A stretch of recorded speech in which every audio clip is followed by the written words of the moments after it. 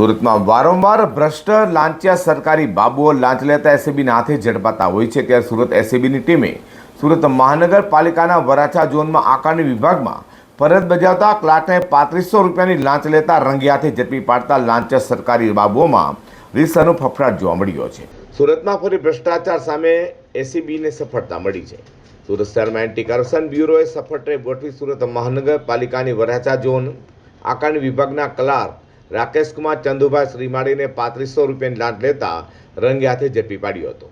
વાત એમ છે કે ફરિયાદીના મકાનના ગ્રાઉન્ડ ફ્લોર પર આવેલા રૂમમાં સાડીનો માલસામાન રખાતો હતો। આ રૂમને ગોડાઉન તરીકે ગણાવી અંદાજે 12,000 જેટલો વેરો લાગશે તેમ આકારણી વિભાગના ક્લાર્ક રાકેશ ચંદુ શ્રીમાળીએ જણાવ્યું હતું અને ફરિયાદીને મકાન રેસિડેન્શિયલ તરીકે જ ચાલુ રાખવા માટે આરોપી ક્લાર્ક રાકેશ ચંદુ શ્રીમાળી વ્યવહાર પેટે તેને 3500 રૂપિયાની લાંચની માંગણી કરી હતી।